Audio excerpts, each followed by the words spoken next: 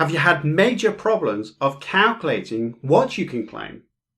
Well, I've created you a tool that can help you to decide how much you can claim against the gross wages paid to your employee. So download that today and make it easier for yourself.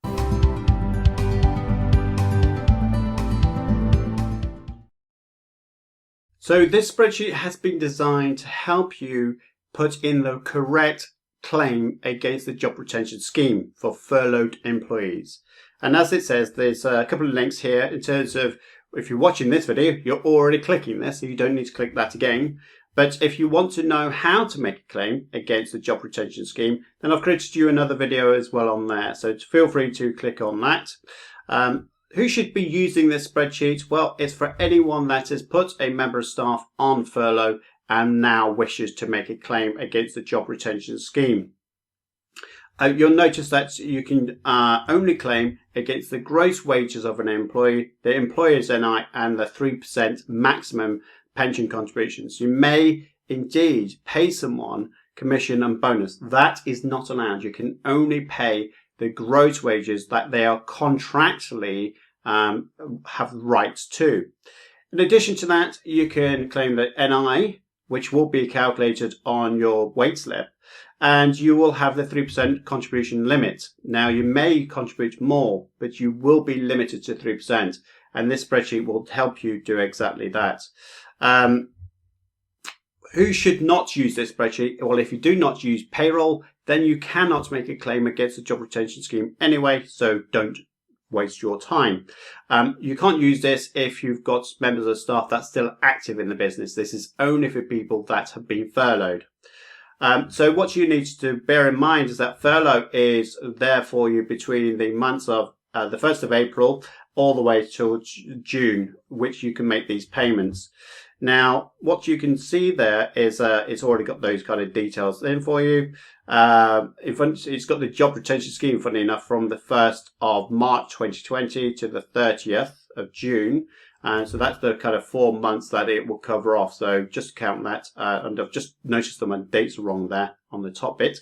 But I'll check that. So it'll be March, April, May, and June. So that's the 4 months that's allowed.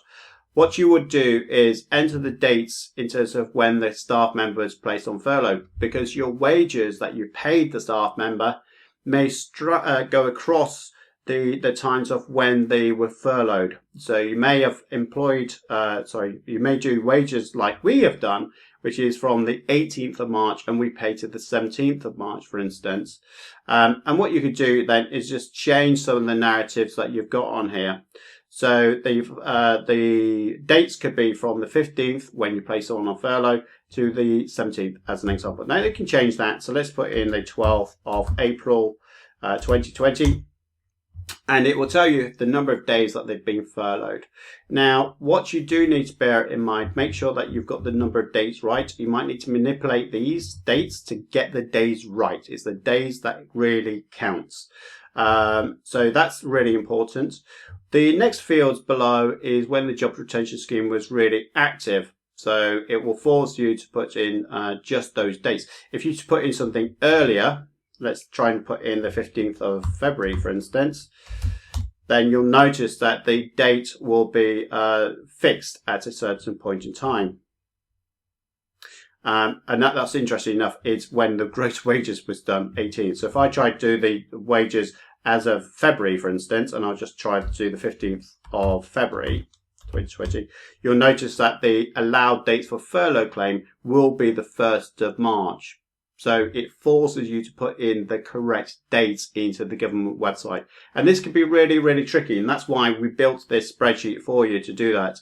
So I'm just going to go back and reverse these dates. So let's just put in the 12th of April, 2020. That's the date I placed that person on furlough. Obviously, it's to wherever. So they could be on furlough till the 30th of June, 2020. And you'll notice that it says 79 days there. Now, the furlough dates is obviously for the 121 days, so that stays fixed, and you'll notice that you can't input any numbers into these white cells, only the shaded areas can put something into it. The allowed dates for furlough then will be the 12th of April to the 17th of April, because it's looking at your dates when you pay your wages. So I'm going to just reverse that back to what it was, which was 18th of March when I run my pay period. So this is my pay period right there. So it's the 18th when I pay my staff, and then their wages goes all the way for that month till the 17th of March, 17th of April, which is 30 days. But this little calculation takes all of this stress away from you. You've just got to really put in the dates of when you pay the employee over there and when they was placed on furlough there. And this one will then give you the calculator in which you can make a claim. What you would do is enter the monthly salary. So you could put in any number in here. So you could put in 3,500. You would have to look at the wage slip to see how much you put in for gross wages against the employer's NI. So make sure you get access to your payroll system when you are doing this claim.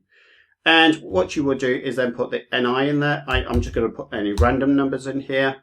And you would also put in the maximum payroll, the pension contributions that you've made.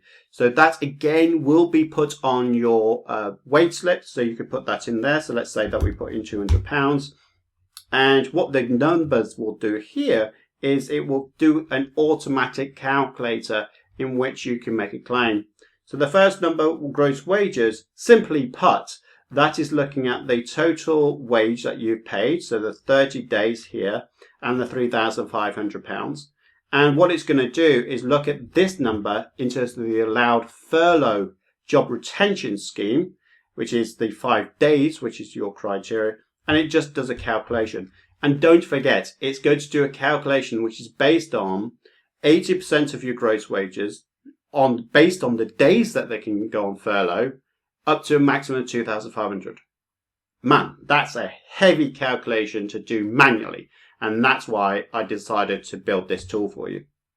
Employees NI, again, will be prorated based on the claim that you can make against the job retention scheme. So again, this calculation is done for you. And don't forget, we said that pension contribution is limited to 3%. And again, this spreadsheet will do that calculation for you. It will look at what you've contributed in your pension to that employee over the 30 days in this example for the pay period. And it will then compare that against the furlough period of 5 days. And then it will say, well, you can only still claim only 3%. So that calculation is done for you.